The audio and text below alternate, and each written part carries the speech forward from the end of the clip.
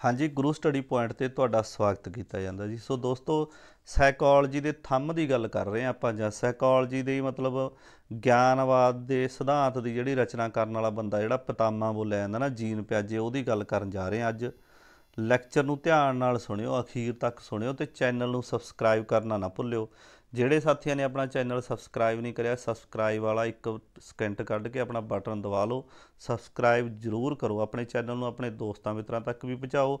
Jean ਪਿਆਜੇ ਦੀ ਗੱਲ ਕਰਾਂਗੇ, psychology ਦੇ ਥੰਮ ਦੀ ਗੱਲ ਕਰਾਂਗੇ, ਜਿਹਦੇ ਨਾਲ ਸਾਈਕੋਲੋਜੀ ਸ਼ੁਰੂ ਹੁੰਦੀ ਹੈ। ਚਾਈਲਡ ਡਿਵੈਲਪਮੈਂਟ, ਬਾਲ ਵਿਕਾਸ ਦੀ ਗੱਲ ਸ਼ੁਰੂ ਹੁੰਦੀ ਆ। PS TET, C TET, H TET ਦੇ ਵਿਦਿਆਰਥੀ ਰੱਟੇ ਲਾ ਲਿਓ ਥਿਓਰੀ ਨੂੰ ਆਪਾਂ ਇੰਨਾ ਡੈਫਥ ਦੇ ਵਿੱਚ ਵੀ ਨਹੀਂ ਕਰਾਂਗੇ, ਇੰਨਾ ਡੂੰਘਾਈ ਦੇ ਵਿੱਚ ਵੀ ਨਹੀਂ ਕਰਦੇ ਵੀ ਪੱਲੇ ਨਾ ਪਵੇ ਗੱਲ। ਆਪਾਂ ਉਹ ਗੱਲਾਂ ਬਾਤਾਂ ਸਮਝਾਵਾਂਗੇ ਜੀਨ ਪਿਆਜੇ ਦੀਆਂ, ਜਿਹੜੀਆਂ ਪੇਪਰ ਦੇ ਵਿੱਚ ਆਉਂਦੀਆਂ, ਜਿਹੜੀਆਂ ਪੇਪਰ ਦੇ ਵਿੱਚ ਪ੍ਰਸ਼ਨ ਬਣ ਕੇ ਆਉਂਦੀਆਂ ਨੇ। ਜਿਹੜੀ ਗੱਲਬਾਤ ਜੀਨ ਪਿਆਜੇ ਦੇ ਥਿਓਰੀ ਦੇ ਵਿੱਚੋਂ ਨਿਕਲ ਕੇ ਪ੍ਰਸ਼ਨ ਬਣ ਕੇ ਐਗਜ਼ਾਮੀਨਰ ਤੁਹਾਡੇ ਸਾਹਮਣੇ ਰੱਖ ਦਿੰਦਾ ਅਤੇ ਸਾਡੇ ਸਮਝ ਨਹੀਂ ਪੈਂਦੀ, ਉਹ ਗੱਲਾਂ ਤੁਹਾਡੇ ਲਈ ਲੈ ਕੇ ਆਵਾਂਗੇ। ਉਹਨਾਂ ਨੂੰ ਤੁਸੀਂ ਸਮਝ ਲੈਣਾ, ਦੇਸੀ ਤਰੀਕੇ ਨਾਲ ਗੱਲਬਾਤ ਕਰਾਂਗੇ ਆਪਾਂ, ਤਾਂ ਜੋ ਤੁਹਾਡੇ ਪੱਲੇ ਪੈ ਜੇ ਅਤੇ ਜੀਨ ਪਿਆਜੇ ਤੁਹਾਡੇ ਅੰਦਰ ਬੋਲਣ ਲੱਗ ਜੇ, ਤੁਹਾਨੂੰ ਸਮਝ ਆ ਜੇ ਜੀਨ ਪਿਆਜੇ ਕੀ ਕਹਿੰਦਾ ਹੁੰਦਾ ਸੀ, ਕਿਹੋ ਜਿਹੀ ਗੱਲ ਕਰਦਾ ਸੀ, ਬੱਚਿਆਂ ਦੇ ਵਿਕਾਸ ਦੇ ਬਾਰੇ ਵਿੱਚ ਉਹਦਾ ਕੀ ਨਜ਼ਰੀਆ ਸੀ, ਉਹਨੇ ਵਿਕਾਸ ਬੱਚਿਆਂ ਦਾ ਕਿਹੜੀਆਂ ਗੱਲਾਂ ਤੋਂ ਵਾਚਿਆ, ਦੇਖਿਆ, ਅਤੇ ਉਹਦੀ ਥਿਓਰੀ ਫਿਰ ਲੋਕਾਂ ਦੇ ਸਾਹਮਣੇ ਰੱਖੀ। ਬੜੀ ਫੇਮਸ ਥਿਓਰੀ ਆ। PS ਟੈਟ ਦੇ ਵਿੱਚ 6 ਤੋਂ 7 ਪ੍ਰਸ਼ਨ ਇਸੇ ਥਿਓਰੀ ਦੇ ਨਾਲ ਟੇਢੇ ਵਿੰਗੇ ਢੰਗ ਨਾਲ ਜੁੜ ਕੇ ਆਉਂਦੇ ਹੁੰਦੇ ਨੇ। ਸੋ ਸਬਸਕ੍ਰਾਈਬ ਜੇ ਤੁਸੀਂ ਚੈਨਲ ਨੂੰ ਆਪਣੇ ਨੂੰ ਕਰ ਲਿਆ, ਅਤੇ ਆਪਾਂ ਸ਼ੁਰੂ ਕਰਦੇ ਹਾਂ ਅੱਜ ਦਾ ਲੈਕਚਰ। ਜੀਨ ਪਿਆਜੇ ਦੇ ਨਾਲ ਸੰਬੰਧਿਤ ਹੈ। ਸੋ ਪਹਿਲੀ ਗੱਲ ਤਾਂ ਇਹ ਹੈ ਵੀ ਜੀਨ ਪਿਆਜੇ ਰਹਿੰਦਾ ਕਿੱਥੇ ਦਾ ਸੀ, ਕਿੱਥੋਂ ਦਾ ਰਹਿਣ ਵਾਲਾ ਸੀ? ਸਵਿਟਜ਼ਰਲੈਂਡ ਦਾ ਰਹਿਣ ਵਾਲਾ ਸੀ ਜੀਨ ਪਿਆਜੇ। ਸਿੱਧੀ ਜੀ ਗੱਲ ਹੈ, ਇਹਨੂੰ ਤੁਸੀਂ ਨੋਟ ਕਰ ਲਿਓ ਦਿਮਾਗ ਦੇ ਵਿੱਚ। ਕਈ ਵਾਰ ਪਤਾ ਹੀ ਨਹੀਂ ਹੁੰਦਾ, ਜਿਵੇਂ ਕਹਿੰਦੇ ਆ ਬਹੁਤ ਸੌਖੀ ਪ੍ਰਸ਼ਨ ਆ ਜਾਂਦਾ, ਪੁੱਛ ਲਿਆ ਜਾਂਦਾ ਵੀ ਜੀਨ ਪਿਆਜੇ ਦਾ ਕਿੱਥੋਂ ਦਾ ਰਹਿਣ ਵਾਲਾ ਸੀ? ਸਵਿਟਜ਼ਰਲੈਂਡ ਦਾ ਰਹਿਣ ਵਾਲਾ ਸੀ। ਅਗਲੀ ਗੱਲ ਦੇਖਦੇ ਹਾਂ ਕੀ ਕਰਦੇ ਆ ਆਪਾਂ। ਥਿਓਰੀ ਨੂੰ ਨਾ ਉਸ ਤਰ੍ਹਾਂ ਡੂੰਘਾਈ ਨਾਲ ਨਹੀਂ ਕਰਦੇ ਵੀ ਬਾਹਲੀ ਆਪਾਂ ਡੈਫਥ ਜਾ ਕੇ ਕਰਨੀ ਹੋਵੇ ਤਾਂ ਇਹਦੀ ਸਮਝ ਨਹੀਂ ਪੈਂਦੀ ਥਿਓਰੀ ਦੀ। ਸੋ ਆਪਾਂ ਮੋਟੀਆਂ ਗੱਲਾਂ ਕਰਾਂਗੇ ਵੀ ਐਗਜ਼ਾਮੀਨਰ ਕਿਹੜੇ ਢੰਗ ਨਾਲ ਪ੍ਰਸ਼ਨ ਪੁੱਛਦਾ, ਉਹ ਪ੍ਰਸ਼ਨ ਹੀ ਹੱਲ ਕਰਾਂਗੇ ਬਸ। ਤੁਸੀਂ ਸਮਝ ਲਓ ਵੀ ਜਿਹੜੀ ਵੀ ਆਪਾਂ ਗੱਲ ਲਿਖੀ ਹੋਈ ਆ ਉਹ ਪ੍ਰਸ਼ਨ ਲਿਖਿਆ ਹੋਇਆ, ਅਤੇ ਉਹ ਕਿਵੇਂ ਜੇ ਹੱਲ ਕਰਨਾ ਉਹ ਥੋੜ੍ਹਾ ਜਿਹਾ ਤੁਹਾਨੂੰ ਆਪਾਂ ਸਮਝਾਉਂਦੇ ਜਾਵਾਂਗੇ। ਸੋ ਪਹਿਲੀ ਗੱਲ, ਸਵਿਟਜ਼ਰਲੈਂਡ ਦਾ ਰਹਿਣ ਵਾਲਾ ਸੀ। ਜੀਨ ਪਿਆਜੇ ਨੇ ਗਿਆਨਾਤਮਕ ਵਿਕਾਸ ਦਾ ਸਿਧਾਂਤ ਦਿੱਤਾ। ਪੁੱਛ ਲਿਆ ਜਾਂਦਾ ਵੀ ਜੀਨ ਪਿਆਜੇ ਨੇ ਕਿਹੜਾ ਸਿਧਾਂਤ ਦਿੱਤਾ, ਕਿਉਂਕਿ ਅਲੱਗ-ਅਲੱਗ ਵਿਗਿਆਨੀਆਂ ਨੇ ਅਲੱਗ-ਅਲੱਗ ਸਿਧਾਂਤ ਦਿੱਤੇ ਨੇ। ਗਿਆਨਾਤਮਕ ਕੋਗਨੇਟਿਵ ਡਿਵੈਲਪਮੈਂਟ ਇੰਗਲਿਸ਼ ਦੇ ਵਿੱਚ ਲਿਖਿਆ ਜਾਂਦਾ ਹੈ। ਇਹਨੂੰ ਆਪਾਂ ਥੋੜ੍ਹਾ ਜਿਹਾ ਖੋਲ੍ਹ ਲੈਂਦੇ ਹਾਂ ਇੱਥੋਂ। ਕੋਗਨੇਟਿਵ ਡਿਵੈਲਪਮੈਂਟ ਦਾ ਸਿਧਾਂਤ ਦਿੱਤਾ ਸੀ ਇਹਨੇ, ਇੰਗਲਿਸ਼ ਦੇ ਵਿੱਚ ਬੋਲਿਆ ਜਾਂਦਾ ਜੀਨ ਪਿਆਜੇ ਨੇ। ਆਪਾਂ ਤੁਹਾਡੇ ਸਾਹਮਣੇ ਲਿਖ ਵੀ ਦਿੰਦੇ ਹਾਂ, ਥੋੜ੍ਹੀ ਮੋਟੀ ਗੱਲ ਇੱਥੋਂ ਵੀ ਕਲੀਅਰ ਹੋ ਜਾਂਦੀ ਹੈ ਲਿਖੇ ਤੋਂ। ਕੋਗਨੇਟਿਵ ਡਿਵੈਲਪਮੈਂਟ ਥਿਓਰੀ ਦਿੱਤੀ ਸੀ ਇਹਨੇ। ਸੋ ਲਿਖਣ ਦਾ ਥੋੜ੍ਹਾ ਜਿਹਾ ਤੁਹਾਨੂੰ ਪਤਾ, ਆਪਣਾ ਲਿਖਣ ਲੁਖਣ ਦਾ ਅੰਦਾਜ਼ ਇਹੋ ਜਿਹੀ ਆ, ਸਮਝ ਲਿਓ ਗੱਲ ਨੂੰ ਬਸ। ਜੀਨ ਪਿਆਜੇ ਨੇ ਗਿਆਨਾਤਮਕ ਵਿਕਾਸ ਦਾ ਸਿਧਾਂਤ ਦਿੱਤਾ, ਕੋਗਨੇਟਿਵ ਡਿਵੈਲਪਮੈਂਟ ਥਿਓਰੀ ਦਿੱਤੀ। ਜੇਕਰ ਤੁਸੀਂ ਇਹ ਗੱਲ ਆਪਣੇ ਦਿਮਾਗ 'ਚ ਬਿਠਾ ਲਈ ਨਾ ਵੀ ਜੀਨ ਪਿਆਜੇ ਨੇ ਸਿਧਾਂਤ ਕਾਹਦਾ ਦਿੱਤਾ ਸੀ, ਥਿਓਰੀ ਕਾਹਦੀ ਦਿੱਤੀ ਸੀ, ਤਾਂ ਫਿਰ ਅੱਗੇ ਜਾ ਕੇ ਤੁਸੀਂ ਇਹਦੇ ਰਸਤੇ ਪਾਓਗੇ, ਮੰਜ਼ਿਲ 'ਤੇ ਫੇਰ ਪਹੁੰਚੋਗੇ। ਇਹਨੇ 2 ਥਿਓਰੀਆਂ ਦਿੱਤੀਆਂ ਸੀ, 2 ਸਿਧਾਂਤ, ਇੱਕ ਮੋਰਲ ਡਿਵੈਲਪਮੈਂਟ ਦਾ ਅਤੇ ਇੱਕ ਕੋਗਨੇਟਿਵ ਡਿਵੈਲਪਮੈਂਟ ਥਿਓਰੀ ਦਿੱਤੀ ਸੀ। ਆਪਾਂ ਮੋਰਲ ਵਾਲੀ ਬਾਅਦ 'ਚ ਕਰਾਂਗੇ ਗੱਲ, ਕੋਗਨੇਟਿਵ ਡਿਵੈਲਪਮੈਂਟ ਦੇ ਥਿਓਰੀ ਦੇ ਨਾਲ ਆਪਾਂ ਜੁੜੇ ਹਾਂ ਅੱਜ, ਇਹੀ ਗੱਲਬਾਤ ਕਰਨੀ ਹੈ। ਸੋ ਜੀਨ ਪਿਆਜੇ ਨੇ ਗਿਆਨਾਤਮਕ ਵਿਕਾਸ ਦਾ ਸਿਧਾਂਤ ਦਿੱਤਾ। ਇਹਨੇ ਨਾ ਜੀਨ ਪਿਆਜੇ ਨੇ ਜਿਹੜੀ ਸਟੱਡੀ ਕੀਤੀ ਸੀ, ਸਟੱਡੀ ਔਨ, ਉਹ ਵੀ ਜੀਨਸ ਕੀਤੀ ਸੀ। ਜੀਨਸ 'ਤੇ ਸਟੱਡੀ ਕੀਤੀ ਸੀ ਇਹਨੇ, ਜਿਹੜੀ ਸਾਰੀ ਸਟੱਡੀ ਕੀਤੀ ਸੀ ਉਸੇ ਦੇ ਨਾਲ ਇਹਦੇ ਨਾਲ ਟਰਮ ਜੋੜੀ ਗਈ, ਅਨੂਵੰਸ਼ਕੀ ਮਨੋਵਿਗਿਆਨੀ।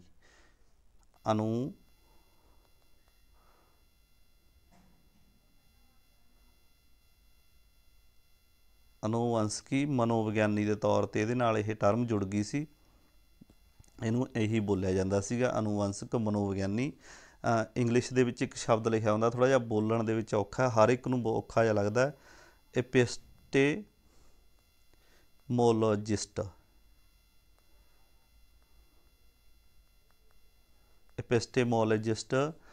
ਅਨੂਵੰਸ਼ਕੀ ਮਨੋਵਿਗਿਆਨ ਇਹਨੇ ਸਟੱਡੀ ਕੀਤੀ ਸੀ, ਸਟੱਡੀ ਔਨ ਜੀਨਸ ਕੀਤੀ ਸੀ। ਜੀਨਸ 'ਤੇ ਸਟੱਡੀ ਕਰਨ ਦੇ ਆਧਾਰ 'ਤੇ ਇਹਨੂੰ ਅਨੂਵੰਸ਼ਕੀ ਮਨੋਵਿਗਿਆਨੀ ਦੇ ਤੌਰ 'ਤੇ ਜਾਣਿਆ ਜਾਂਦਾ ਸੀਗਾ ਜੀਨ ਪਿਆਜੇ ਨੂੰ।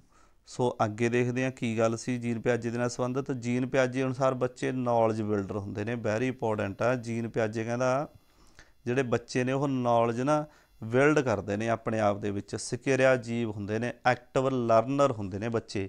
ਮਤਲਬ ਬਾਇਗੋਸਕੀ ਨਾਲੋਂ ਇਹ ਥੋੜ੍ਹੀ ਜਿਹੀ ਅਲੱਗ ਗੱਲ ਕਰਦਾ ਸੀ, ਇਹ ਵੀ ਤੁਸੀਂ ਧਿਆਨ 'ਚ ਰੱਖਿਓ। ਜਦੋਂ ਅਸੀਂ ਮੁਕਾਬਲੇ ਦੇ ਤੌਰ 'ਤੇ ਥਿਊਰੀ ਨੂੰ ਯਾਦ ਕਰਦੇ ਹਾਂ ਨਾ, ਵੀ ਕਿਹੜਾ ਬੰਦਾ ਕੀ ਕਰਦਾ ਸੀਗਾ ਅਤੇ ਕਿਹੜਾ ਕਿਸ ਤਰ੍ਹਾਂ ਦੀ ਗੱਲ ਕਰਦਾ ਸੀ, ਬਾਇਗੋਸਕੀ ਕਹਿੰਦਾ ਹੁੰਦਾ ਸੀ ਬੱਚੇ ਸਿਰਜਦੇ ਨੇ ਸਾਰੀ ਗੱਲਬਾਤ ਸਮਾਜ 'ਚੋਂ, ਸਮਾਜ ਤੋਂ ਗ੍ਰਹਿਣ ਕਰਦੇ ਨੇ, ਅਨੁਕਰਨ ਕਰਦੇ ਨੇ, ਨਕਲ ਕਰਦੇ ਨੇ।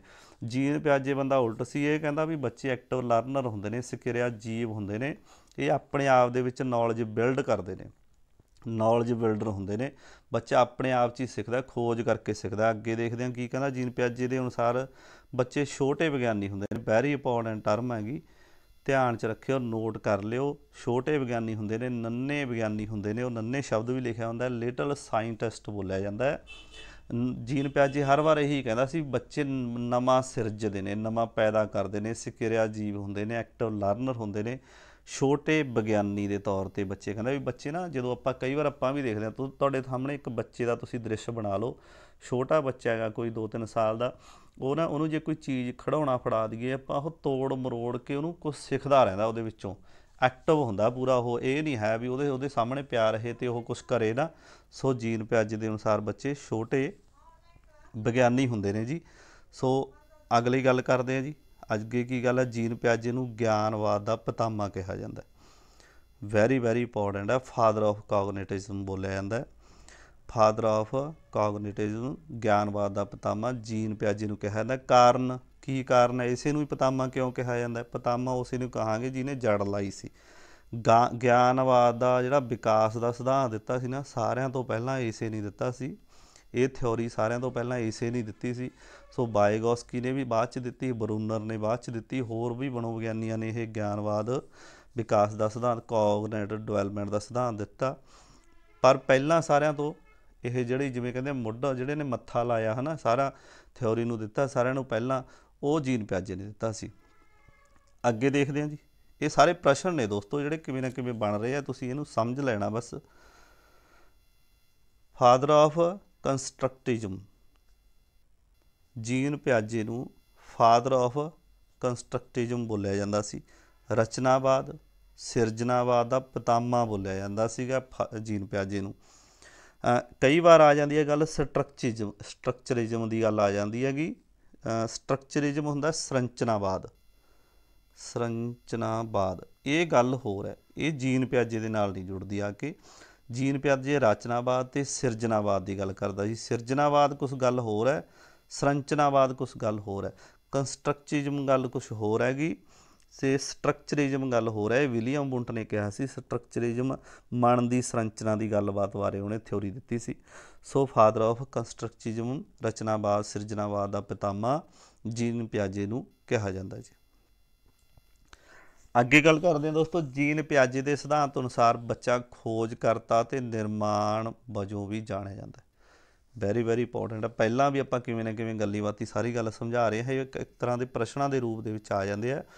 ਐਗਜ਼ਾਮੀਨਰ ਕਿਹੜੀ ਟਰਮ ਨੂੰ ਕਿਵੇਂ ਵਰਤੂਗਾ, ਜਿਹੜੀ ਹੈਗੀ ਟਰਮ ਨੂੰ ਕਿਵੇਂ ਬੋਲੂਗਾ, ਪ੍ਰਸ਼ਨ ਨੂੰ ਕਿਵੇਂ ਪਾਊਗਾ, ਟਫ ਜਿਹੜੀ ਸਟੇਟਮੈਂਟ ਪਾ ਸਕਦਾ। ਪਰ ਤੁਸੀਂ ਇੱਥੋਂ ਰਿਲੇਟ ਕਰ ਲੈਣਾ ਜੀਨ ਪਿਆਜੇ ਦੇ ਨਾਲ ਵੀ ਗੱਲ ਰਿਲੇਟ ਹੁੰਦੀ ਹੈ ਜਾਂ ਨਹੀਂ, ਤਾਂ ਪ੍ਰਸ਼ਨ ਨੂੰ ਤੁਸੀਂ ਹੱਲ ਕਰੋਗੇ।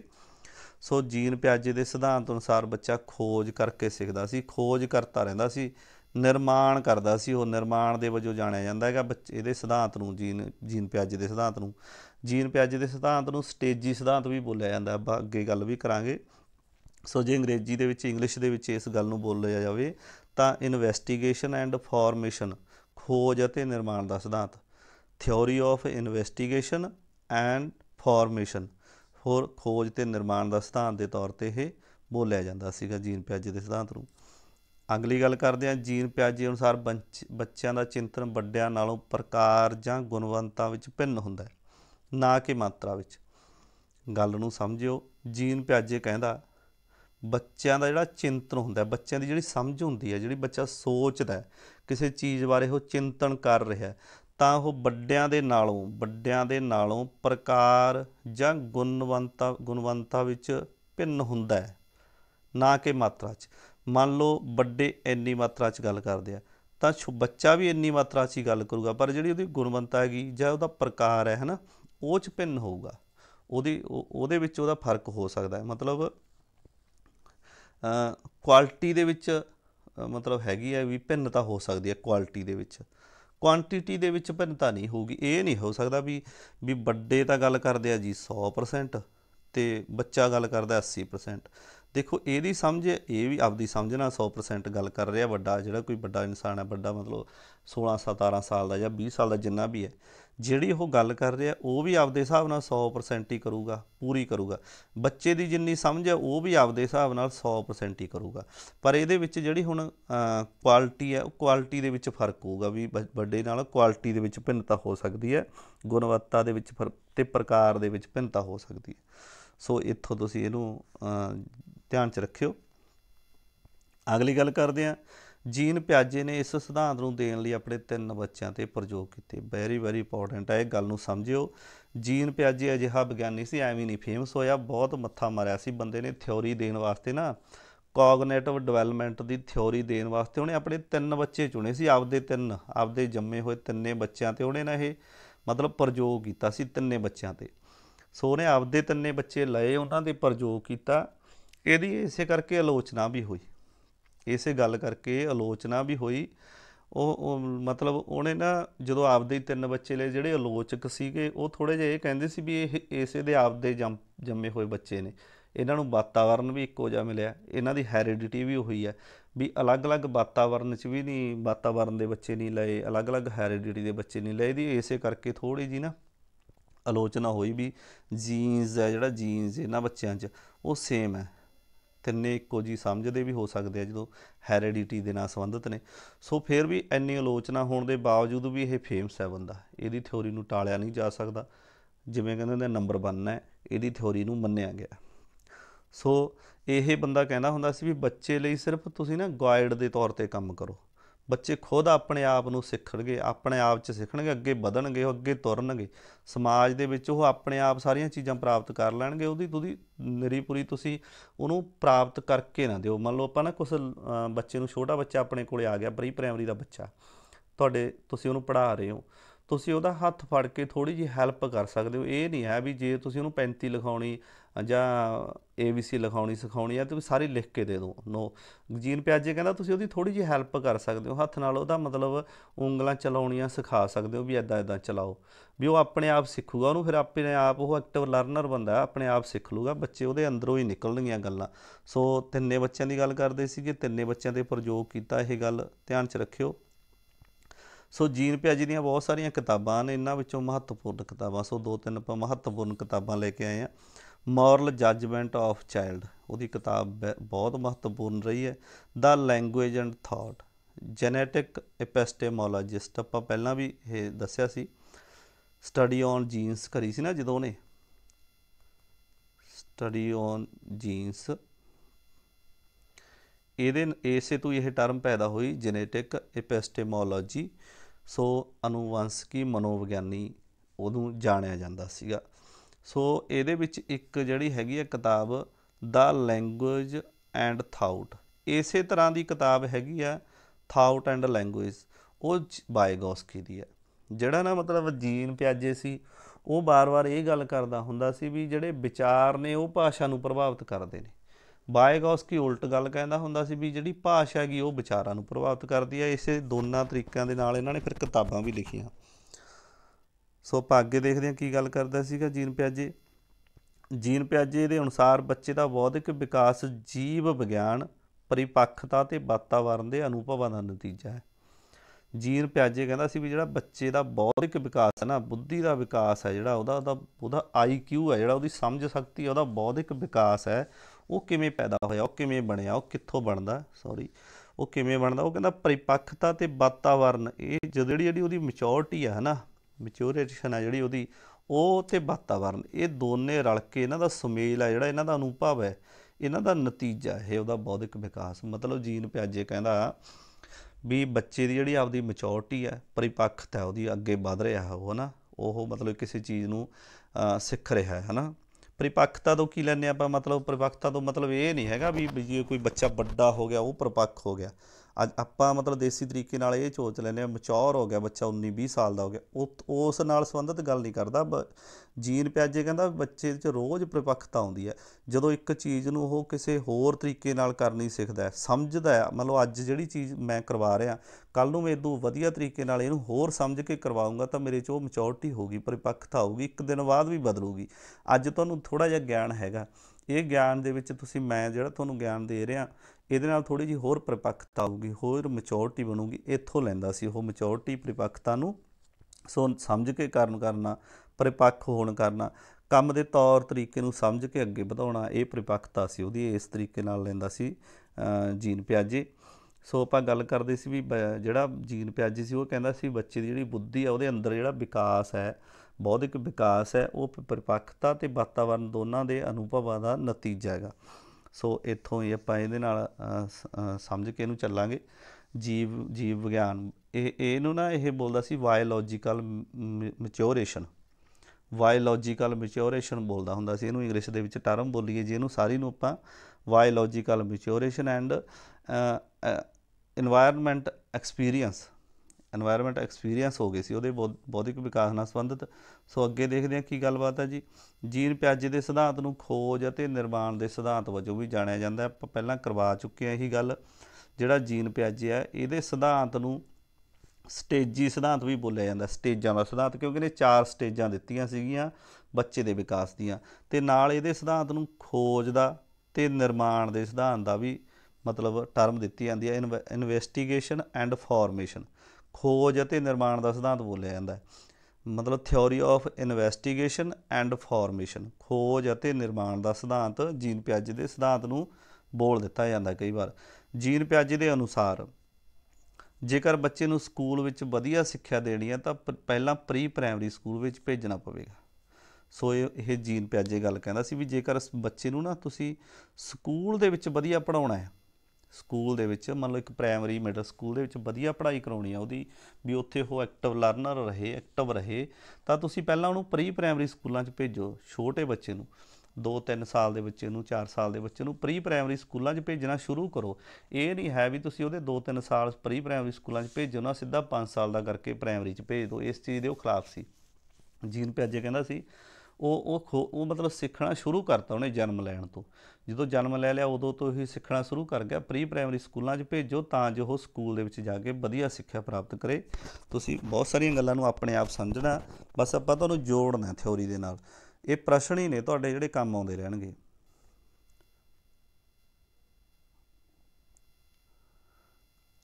ਅੱਗੇ ਗੱਲ ਆ ਗਈ ਜੀ ਸਕੀਮਾ। ਜੀਨ ਪਿਆਜੇ ਦੀ ਥਿਓਰੀ ਦੇ ਵਿੱਚ ਨਾ ਇੱਕ ਸਕੀਮਾ ਨਾਂ ਦੀ ਟਰਮ ਹੈ। ਸਕੀਮਾ ਅਤੇ ਅਸੀਮੀਲੇਸ਼ਨ, ਅਕੋਮੋਡੇਸ਼ਨ ਵੀ ਹੁੰਦਾ ਇਹਦੇ ਵਿੱਚ। ਅਕੋਮੋਡੇਸ਼ਨ, ਇਹ ਤਿੰਨੇ ਚਾਰੇ ਆਪਾਂ ਪੜ੍ਹਦੇ ਹਾਂ ਕੀ ਗੱਲਬਾਤ ਹੈ।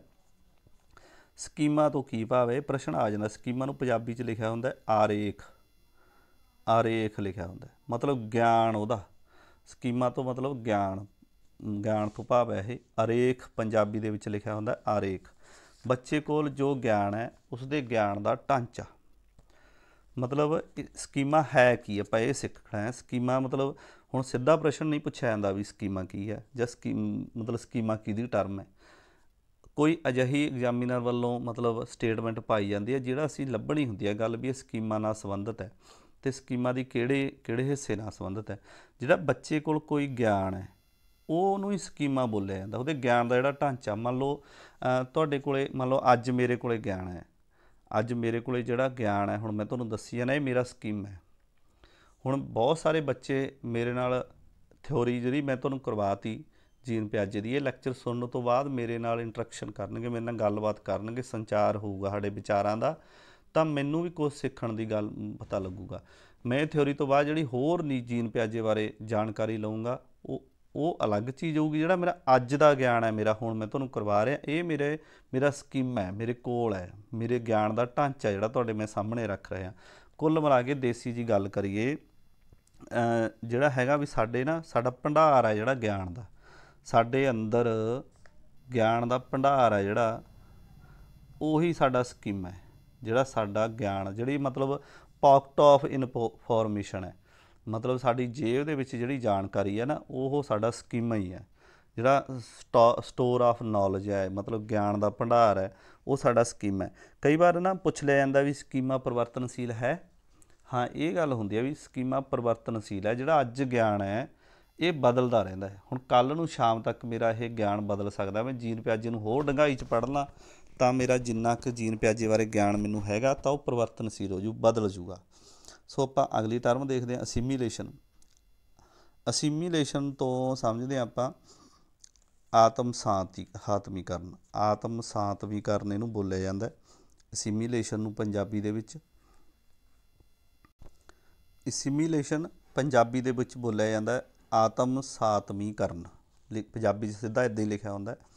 ਸੋ ਪਹਿਲਾਂ ਸਕੀਮਾਂ ਦੀ ਗੱਲ ਕਰੀ ਸੀ। ਜਿਹੜਾ ਸਾਡੇ ਅੰਦਰ ਗਿਆਨ ਹੈ, ਸਾਡੇ ਗਿਆਨ ਦਾ ਭੰਡਾਰ ਹੈ ਜਿਹੜਾ, ਉਹ ਸਾਡਾ ਸਕੀਮਾ ਹੈ।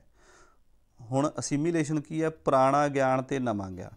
ਪਹਿਲਾਂ ਜਿਹੜਾ ਪੁਰਾਣਾ ਗਿਆਨ ਸੀ, ਮੰਨ ਲਓ ਮੇਰੇ ਆਹ ਥਿਓਰੀ ਕਰਾਉਣ ਤੋਂ ਪਹਿਲਾਂ ਜਿਹੜੀ ਜੀਨ ਪਿਆਜੇ ਦੇ ਬਾਰੇ 'ਚ ਤੁਹਾਡੇ ਕੋਲ ਜਾਣਕਾਰੀ ਸੀ, ਉਹ ਤੁਹਾਡਾ ਪੁਰਾਣਾ ਗਿਆਨ ਸੀ, ਤੁਹਾਡਾ ਉਹ ਹੈਗਾ ਸੀਗਾ ਸਕੀਮਾ ਸੀ ਤੁਹਾਡਾ। ਜਿਹੜਾ ਹੁਣ ਨਵਾਂ ਗਿਆਨ ਮੈਂ ਤੁਹਾਨੂੰ ਦੇ ਰਿਹਾ, ਜੇ ਇਹਦੇ ਵਿੱਚੋਂ ਤੁਹਾਨੂੰ ਕੁਛ ਪ੍ਰਾਪਤ ਹੋ ਗਿਆ, ਇਹ ਨਵਾਂ ਗਿਆਨ ਹੋ ਜੂ। ਇਹ ਤੁਹਾਡੇ ਲਈ ਅਸੀਮੀਲੇਸ਼ਨ ਵਾਲੀ ਗੱਲ ਹੋਊਗੀ। ਪੁਰਾਣੇ ਗਿਆਨ ਵਿੱਚ ਤੁਸੀਂ ਕੋਈ ਤਬਦੀਲੀ ਨਹੀਂ ਕਰ ਰਹੇ, ਬਸ ਤੁਹਾਨੂੰ ਨਵਾਂ ਗਿਆਨ ਤੁਹਾਡੇ ਅੰਦਰ ਜੁੜ ਰਿਹਾ। ਇਹਨੂੰ ਜੋੜ ਕੇ ਤੁਸੀਂ ਜਿਹੜੀ ਕੋਈ ਚੇਂਜ ਬਣੂਗਾ, ਹੈ ਨਾ, ਅਪਡੇਟ ਹੋਊਗਾ ਜਿਹੜਾ ਸਿਸਟਮ, ਉਹ ਗੱਲ ਕੁਛ ਹੋਰ ਹੋਊਗੀ। ਅਸੀਮੀਲੇਸ਼ਨ ਇੱਥੇ ਆ ਵੀ ਪੁਰਾਣਾ ਗਿਆਨ ਵੀ ਤੁਹਾਡਾ ਪਿਆ ਅਤੇ ਨਵਾਂ ਤੁਸੀਂ ਜੋੜ ਰਹੇ ਹੋ ਉਹਦੇ ਵਿੱਚ। ਅੱਗੇ ਅਕੋਮੋਡੇਸ਼ਨ। ਅਕੋਮੋਡੇਸ਼ਨ ਥੋੜ੍ਹੀ ਵੱਖਰੀ ਗੱਲ ਹੈ। ਇੱਥੇ ਅਪਡੇਟ ਹੋ ਜਾਂਦੀ ਹੈ ਗੱਲ। ਇੱਥੇ ਪਹਿਲਾਂ ਵਾਲੇ 'ਚ ਮਤਲਬ ਅਸੀਮੀਲੇਸ਼ਨ ਦੇ ਵਿੱਚ ਅਪਡੇਟ ਨਹੀਂ ਹੋਈ ਸੀ, ਸਿਰਫ ਨਿਊ ਗਿਆਨ ਸੀ, ਨਿਊ ਜਾਣਕਾਰੀ ਸੀ, ਨਵੀਂ ਜਾਣਕਾਰੀ ਸੀ। ਅਕੋਮੋਡੇਸ਼ਨ ਕੀ ਹੈ? ਇੱਥੇ ਤੁਹਾਡਾ ਜਿਹੜਾ ਸਕੀਮਾ ਗਾ ਪਹਿਲਾਂ ਦਾ ਪੁਰਾਣਾ, ਉਹ ਅਪਡੇਟ ਹੋ ਜਾਊਗਾ, ਨਵੀਂ ਗੱਲ ਪੈਦਾ ਹੋਊਗੀ। ਜਿਵੇਂ ਨਵੇਂ ਗਿਆਨ ਦੁਆਰਾ ਮੌਜੂਦਾ ਗਿਆਨ ਵਿੱਚ ਤਬਦੀਲੀ ਹੋ ਜਾਣਾ। ਮੰਨ ਲਓ ਜਿਹੜੀ ਤੁਹਾਨੂੰ ਪੁਰਾਣੀ ਜਾਣਕਾਰੀ ਸੀ, ਜਦੋਂ ਮੈਂ ਨਵੀਂ ਜਾਣਕਾਰੀ ਤੁਸੀਂ ਲੈ ਰਹੇ ਹੋ, ਉੱਥੇ ਤੱਕ ਅਸੀਮੀਲੇਸ਼ਨ ਹੈ। ਜਦੋਂ ਤੁਸੀਂ ਮੇਰੇ ਤੋਂ ਨਵੀਂ ਜਾਣਕਾਰੀ ਲੈ ਲਈ, ਪੁਰਾਣੀ ਜਾਣਕਾਰੀ ਦੇ ਵਿੱਚ ਜੋੜਤੀ, ਤਾਂ ਤੁਹਾਨੂੰ ਨਵਾਂ ਚਾਨਣਾ ਹੋ ਗਿਆ, ਨਵਾਂ ਗਿਆਨ ਪੈਦਾ ਹੋ ਗਿਆ ਤੁਹਾਡੇ ਅੰਦਰ, ਉਹੀ ਅਕੋਮੋਡੇਸ਼ਨ ਹੈ। ਦੇਸੀ ਜਿਹੇ ਤਰੀਕੇ ਨਾਲ ਇਹਨੂੰ ਐਂ ਸਮਝਣਾ। ਮਤਲਬ ਅਸੀਮੀਲੇਸ਼ਨ ਦੀ ਦੁਬਾਰੇ ਆਪਾਂ ਗੱਲ ਕਰ ਦਿੰਦੇ ਹਾਂ। ਪਹਿਲਾਂ ਤਾਂ ਤੁਹਾਡਾ ਸਕੀਮਾ ਜਿਹੜਾ ਤੁਹਾਡੇ ਅੰਦਰ ਗਿਆਨ ਹੈ, ਉਹ ਸਕੀਮਾ ਤੁਹਾਡਾ, ਪਹਿਲੀ ਗੱਲ। ਦੂਜੀ ਗੱਲ, ਤੁਹਾਡਾ ਜਿਹੜਾ ਪੁਰਾਣਾ ਗਿਆਨ ਪਿਆ ਹੈ ਅਤੇ ਨਵਾਂ ਗਿਆਨ ਤੁਸੀਂ ਲਈ ਜਾਂਦੇ ਹੋ, ਚੇਂਜ ਨਹੀਂ ਹੋਇਆ, ਅਪਡੇਟ ਨਹੀਂ ਹੋਈ ਕੋਈ ਗੱਲ, ਅਸੀਮੀਲੇਸ਼ਨ ਹੋ ਗਿਆ। ਮੰਨ ਲਓ ਆਪਾਂ ਨਾ ਥੋੜ੍ਹੀ ਉਦਾਹਰਨ ਦੇਈਏ। ਮੰਨ ਲਓ ਤੁਹਾਨੂੰ ਸਮਝਾ ਦਿੱਤਾ ਗਿਆ, ਬੱਚੇ ਨੂੰ ਤੁਸੀਂ ਸਮਝਾ ਦਿੱਤਾ ਗਿਆ ਵੀ ਪੁੱਤ ਇਹ ਕੁੱਤਾ ਗਾ, ਇਹਦੇ 4 ਲੱਤਾਂ ਨੇ, ਪੂਛ ਹੈ, ਇਸ ਤਰ੍ਹਾਂ ਦਾ ਵਾਈਟ ਜਿਹਾ ਇਹਦਾ ਰੰਗ ਹੈ ਅਤੇ ਇਹ ਐਂ ਰੋਟੀ ਖਾਂਦਾ ਹੈ, ਵੀ ਇਹ ਕੁੱਤਾ ਹੈ। ਤੁਹਾਡਾ ਇਹ ਤੁਹਾਡਾ ਗਿਆਨ ਹੋ ਗਿਆ, ਇਹ ਤੁਹਾਡਾ ਸਕੀਮਾ ਹੋ ਗਿਆ। ਫਿਰ ਤੁਸੀਂ ਕੁੱਤੇ ਵਰਗੀ ਇੱਕ ਬਿੱਲੀ ਦੇਖੀ, ਚਲੋ ਕੁੱਤਾ ਛੋਟੇ ਕੱਦ ਦਾ ਮੰਨ ਲਓ, ਪਰ ਬਿੱਲੀ ਇੱਕ ਸਾਈਜ਼ ਦਾ ਅਤੇ ਬਿੱਲੀ ਤੁਸੀਂ ਦੇਖ ਲਈ, ਤਾਂ ਤੁਸੀਂ ਬੱਚਾ ਬਿੱਲੀ ਨੂੰ ਦੇਖ ਕੇ ਬੋਲੂਗਾ ਵੀ ਉਹ ਕੁੱਤਾ। ਉੱਥੇ ਉਹਦਾ ਮਤਲਬ ਉੱਥੇ ਉਹਨੂੰ ਤੁਸੀਂ ਸਮਝਾਉਣਾ ਵੀ ਇਹ ਮਤਲਬ ਕੁੱਤਾ ਨਹੀਂ ਹੈਗਾ, ਇਹ ਬਿੱਲੀ ਹੈ, ਇਹਦੇ ਵਿੱਚ ਆਹ ਚੇਂਜਸ ਨੇ, ਇਹਦੇ ਵਿੱਚ ਬੋਲਣ 'ਚ ਫਰਕ ਹੈ, ਖਾਣ ਪੀਣ 'ਚ ਫਰਕ ਹੈ। ਉਹ ਉਹਦੇ ਲਈ ਨਵਾਂ ਗਿਆਨ ਹੈ, ਪਰ ਉਹਨੇ ਹਜੇ ਉਹਨੂੰ ਬੋਲਣ ਨਹੀਂ ਲੱਗਿਆ ਵੀ ਇਹ ਹੁਣ ਬਿੱਲੀ ਹੈ, ਉਹਨੂੰ ਮਤਲਬ ਅਸੈਪਟ ਨਹੀਂ ਕਰਿਆ ਹਜੇ ਉੱਥੇ ਉਹਨੂੰ ਗਿਆਨ ਮਿਲ ਰਿਹਾ। ਸੋ ਉਹਦੇ ਲਈ ਅਸੀਮੀਲੇਸ਼ਨ ਹੈ। ਪੁਰਾਣੇ ਗਿਆਨ ਦੇ ਵਿੱਚ ਉਹਨੇ ਹਜੇ ਤਬਦੀਲੀ ਨਹੀਂ ਕਰੀ, ਨਵਾਂ ਗਿਆਨ ਉਹਨੂੰ ਮਿਲ ਰਿਹਾ। ਪੁਰਾਣਾ ਉਹਦੇ ਲਈ ਉਹ ਕੁੱਤਾ ਉੱਥੇ ਹੀ ਖੜ੍ਹਾ ਹੈ, ਉਹਦੇ ਦਿਮਾਗ ਦੇ ਵਿੱਚ ਫਿੱਟ। ਅਕੋਮੋਡੇਸ਼ਨ ਕੀ ਗੱਲ ਬਣੂਗੀ? ਜਦੋਂ ਉਹਨੇ ਨਾ ਮਤਲਬ ਉਹਨੂੰ ਸਮਝ ਲਿਆ, ਜਦੋਂ ਤੁਸੀਂ ਉਹਨੂੰ ਸਮਝਾਉਣ 'ਚ ਕਾਮਯਾਬ ਹੋ ਗਏ, ਮਤਲਬ ਅਕੋਮੋਡੇਸ਼ਨ ਦੇ ਵਿੱਚ ਸਥਿਤੀ 'ਚ ਜਾ ਕੇ ਉਹਨੂੰ ਪਤਾ ਲੱਗ ਜੂਗਾ ਵੀ ਕੁੱਤੇ ਦੇ ਵਿੱਚ ਆਹ ਫਰਕ ਹੈ, ਇਹ ਇਸ ਤਰ੍ਹਾਂ ਬੋਲਦਾ, ਇਸ ਤਰ੍ਹਾਂ ਚੱਲਦਾ ਫਿਰਦਾ, ਅਤੇ ਇਸੇ ਵਰਗੀ ਇੱਕ ਬਿੱਲੀ ਹੁੰਦੀ ਆ, ਉਹਦੇ ਲਈ ਨਵਾਂ ਗਿਆਨ ਹੋਊਗਾ। ਸੋ ਉੱਥੋਂ ਮੌਜੂਦਾ ਜਾਣਕਾਰੀ ਵਿੱਚ ਨਵੀਂ ਜਾਣਕਾਰੀ ਸ਼ਾਮਲ ਕਰ ਲੈਣਾ। ਇਹ ਪ੍ਰਸ਼ਨ ਵੀ ਇੱਦਾਂ ਆਉਂਦੇ ਆ ਵੀ ਮੌਜੂਦਾ ਜਾਣਕਾਰੀ ਵਿੱਚ ਨਵੀਂ ਜਾਣਕਾਰੀ ਸ਼ਾਮਲ ਕਰ ਲੈਣਾ ਕਿਹਦੇ ਨਾਲ ਜੁੜਦੀ ਹੈ ਗੱਲ? ਅਕੋਮੋਡੇਸ਼ਨ ਨਾਲ। ਅਗਲੀ ਗੱਲ ਕਰਦੇ ਹਾਂ ਜੀ, ਇਕੁਲੀਬ੍ਰੀਅਮ। ਸਮਤੋਲ ਅਤੇ ਸੰਤੁਲਨ, ਇਹ ਗੱਲ ਇੱਕੋ ਹੀ ਹੈ। ਥੋੜ੍ਹੇ ਜਿਹੇ ਔਖੇ ਜਿਹੇ ਸ਼ਬਦ ਨੇ, ਆਪਣੀ ਪ੍ਰੋਨਾਂਸੀਏਸ਼ਨ ਮੇਰੀ ਥੋੜ੍ਹੀ ਜਿਹੀ ਇੰਗਲਿਸ਼ ਦੇ ਵਿੱਚ ਮੈਨੂੰ ਔਖ ਲੱਗਦੀ ਰਹਿੰਦੀ ਹੈ ਬੋਲਣ 'ਚ। ਤੁਸੀਂ ਇਹਨੂੰ ਸਮਝ ਲੈਣਾ ਗੱਲ ਨੂੰ, ਸਮਤੋਲ ਅਤੇ ਸੰਤੁਲਨ। ਪੂਰੀ ਜਾਣਕਾਰੀ ਨਾਲ ਨਵੀਂ ਜਾਣਕਾਰੀ ਦਾ ਬੌਧਿਕ ਸੰਤੁਲਨ ਬਣਾਉਣਾ। ਜਦੋਂ ਮਤਲਬ ਤੁਸੀਂ ਨਾ ਬੱਚੇ ਨੂੰ ਇਹ ਗੱਲ ਸਮਝਾਉਣ 'ਚ ਕਾਮਯਾਬ ਹੋ ਜਾਂਦੇ ਹੋ, ਅਸੀਮੀਲੇਸ਼ਨ ਕਰਵਾ ਕੇ ਅਕੋਮੋਡੇਸ਼ਨ 'ਤੇ ਪਹੁੰਚ ਜਾਂਦੇ ਹੋ ਵੀ ਇਹ ਕੁੱਤਾ ਗਾ, ਇਹ ਬਿੱਲੀ ਆ, ਬੱਚੇ ਦਾ ਸੰਤੁਲਨ ਬਣ ਜਾਂਦਾ, ਬੱਚਾ ਸਿੱਖ ਜਾਂਦਾ, ਬੱਚੇ ਨੂੰ ਪਤਾ ਲੱਗ ਜਾਂਦਾ ਚੇਂਜਸ ਕੀ ਨੇ, ਨਵਾਂ ਗਿਆਨ ਹਾਸਲ ਕਰ ਲੈਂਦਾ, ਉਹ ਸਮਤੋਲ ਬਣ ਜਾਂਦਾ, ਉਹਦੇ 'ਚ ਸੰਤੁਲਨ ਹੋ ਜਾਂਦਾ, ਸੰਤੁਸ਼ਟੀ ਹੋ ਜਾਂਦੀ ਹੈ। ਪੁਰਾਣੀ ਜਾਣਕਾਰੀ ਦੇ ਨਾਲ ਨਵੀਂ ਜਾਣਕਾਰੀ ਦਾ ਬੌਧਿਕ ਸੰਤੁਲਨ ਬਣ ਜਾਂਦਾ ਹੈ। ਉਹੀ ਇਕੁਇਲਿਬ੍ਰੀਏਸ਼ਨ ਇਹ ਸਮਤੋਲ ਤੇ ਸੰਤੁਲਨ ਨਾਲ ਜੁੜਦੀ ਹੈ ਗੱਲ। ਸੋ ਦੋਸਤੋ ਆਪਾਂ ਨਾ ਸਟੇਜਾਂ ਬਾਅਦ 'ਚ ਕਰਾਂਗੇ। ਆਪਾਂ ਤੁਹਾਡਾ ਇਹ ਲੈਕਚਰ ਜਿਹੜਾ ਹੁਣ ਤੱਕ ਆਪਾਂ ਕਰ ਲਿਆ, ਇਸ ਤੋਂ ਬਾਅਦ ਆਪਾਂ ਇੱਕ ਲੈਕਚਰ ਹੋਰ ਲੈ ਕੇ ਆਉਣਾ ਤੁਹਾਡੇ ਲਈ ਜੀਨ ਪਿਆਜੇ ਦਾ, ਇਸੇ ਥਿਓਰੀ ਦੇ ਨਾਲ ਸੰਬੰਧਿਤ ਜਿਹੜੀਆਂ ਸਟੇਜਾਂ ਨੇ, 4 ਸਟੇਜ ਦਿੱਤੀਆਂ ਹੋਈਆਂ ਨੇ ਇਹਨੇ ਜੀਨ ਪਿਆਜੇ ਨੇ ਬੱਚੇ ਦੇ ਵਿਕਾਸ ਦੀਆਂ, ਉਹ ਤੁਹਾਡੇ ਲਈ ਅਗਲੇ ਲੈਕਚਰ 'ਚ ਲੈ ਕੇ ਆਵਾਂਗੇ। ਸੋ ਸ਼ੇਅਰ ਕਰਿਓ ਚੈਨਲ ਨੂੰ ਅਤੇ ਸਬਸਕ੍ਰਾਈਬ ਕਰਿਓ ਆਪਣੇ ਚੈਨਲ ਨੂੰ। ਥਿਓਰੀ ਆਪਾਂ ਤੁਹਾਡੇ ਲਈ ਮੇਨ ਗੱਲਾਂ ਤੁਹਾਡੇ ਲਈ ਜੀਨ ਪਿਆਜੇ ਦੀਆਂ ਲੈ ਕੇ ਆਏ ਹਾਂ, ਜ਼ਰੂਰ ਸਮਝਿਓ, ਅੱਗੇ ਸ਼ੇਅਰ ਕਰਨਾ। ਮਿਲਦੇ ਹਾਂ ਅਗਲੀ ਵੀਡੀਓ ਵਿੱਚ, ਤਦ ਤੱਕ ਲਈ ਤੁਹਾਡਾ ਸਾਰਿਆਂ ਦਾ ਬਹੁਤ ਬਹੁਤ ਧੰਨਵਾਦ।